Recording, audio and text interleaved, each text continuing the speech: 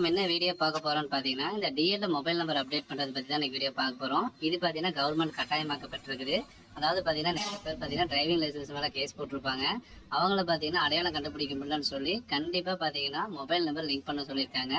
கடந்த 10 வருஷமா பாத்தீங்கன்னா ஆதார் வச்சிருக்கீங்க எல்லாரும் மொபைல் நம்பரோட லிங்க் பண்ணிட்டு இருந்தாங்க.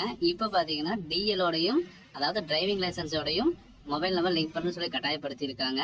இது பாத்தீங்கன்னா இப்போ ஃபியூ டேஸ்ல பாத்தீங்கன்னா உங்களுக்கு எல்லாத்துக்கும் டிவி நியூஸ் எல்லாத்துக்கும் வரப்போகுது. ஸோ அதை பத்தி இந்த வீடியோ. சரி வாங்க டேட்டா வீடியோக்குள்ள போயிடலாம். நீங்க ஃபர்ஸ்ட் பாத்தீங்கன்னா குரோம்ல பாத்தீங்கன்னா parivagan.gov.in அப்படின்னு ஒரு இணையதளம் போட்டுவாங்க. போட்டீங்கன்னா இந்த மாதிரி தான் ஒரு ஆப்ஷன்ஸ் வரும். சரிங்களா ஃப்ரெண்ட்ஸ், இதுல பாத்தீங்கன்னா அபவுட் ஆன்லைன் சர்வீஸ் அந்த மாதிரி டேஷ்போர்ட் இருக்குங்களா, அதுல பாத்தீங்கன்னா ஆன்லைன் சர்வீஸ்னு கிளிக் பண்ணுங்க. அதை கிளிக் பண்ணீங்கன்னா மூணாவது ஒரு ஆப்ஷனா இருக்கு பாருங்க, டிரைவிங் லைசன்ஸ் அண்ட் ரிலேட்டட் சர்வீஸ்னு. அதை கிளிக் பண்ணுங்க. அதை கிளிக் பண்ணீங்கன்னா அடுத்த ஹோம் பேஜுக்கு போகும். லிட்டில் பிட் கொஞ்சம் ஸ்லோவாக தான் இருக்கும். இந்த இடத்துல பார்த்தீங்கன்னா செலக்ட் ஸ்டேட் நேம் கேட்கும். நம்ம டேரெக்டாக பார்த்தீங்கன்னா தமிழ்நாடுன்னு செலக்ட் பண்ணிடலாம். நம்மளோட ஸ்டேட் செலக்ட் பண்ணீங்கன்னா அடுத்த பேஜுக்கு போகும்.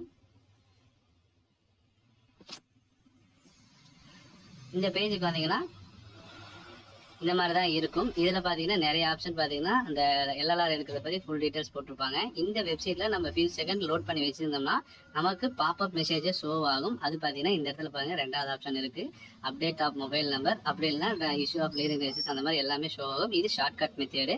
இதிலே நீங்கள் கொடுத்து அப்டேட் பண்ணிக்கலாம். அதாவது உங்கள் டிரைவிங் லைசன்ஸில் எல்எல்ஆர் அப்படி இல்லையா நீங்கள் இந்த இடத்துல மேலே அதர்ஸ்னு ஒரு ஆப்ஷன் இருக்குது, அதை கிளிக் பண்ணுங்கள். அதை கிளிக் பண்ணி கீழே வந்தீங்கன்னா மொபைல் நம்பர் அப்டேட் ஒரு ஆப்ஷன் இருக்கும், அதை கிளிக் பண்ணிக்கோங்க.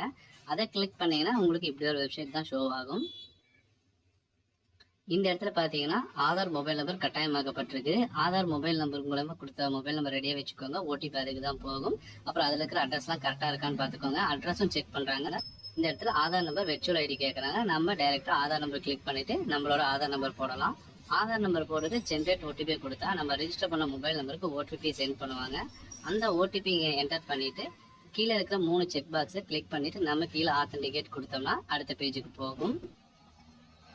ஆத்தென்டிகேட் கொடுத்தாச்சு. நமக்கு பார்த்தீங்கன்னா ஒரு லிட்டில் ஸ்லோவாக லோடிங் ஆகி நம்மளோட டீட்டெயில்ஸ் எல்லாம் இங்கே ஷோ ஆகும். இதெல்லாம் நம்ம படித்து பார்த்துக்கலாம். ஆதார் என்ன கொடுத்தோமோ அப்படியே டீட்டெயில்ஸ் எல்லாமே இதில் ஷோ ஆகும். இதை நம்ம செக் பண்ணி பார்த்துட்டு கீழே ப்ரொசீடில் இருக்கும் அந்த பட்டனை கிளிக் பண்ணிடுவோம். சரிங்களா, கொடுத்துட்டா நமக்கு அடுத்த ஆப்ஷன் இப்படி தான் ஆகும். இதில் பாருங்க 3 ஆப்ஷன்ஸ் கேட்கும். அதாவது லீனியர் லைசன்ஸா, டிரைவிங் லைசன்ஸா, இல்லை கண்டக்டர் லைசன்ஸா கேட்கும்.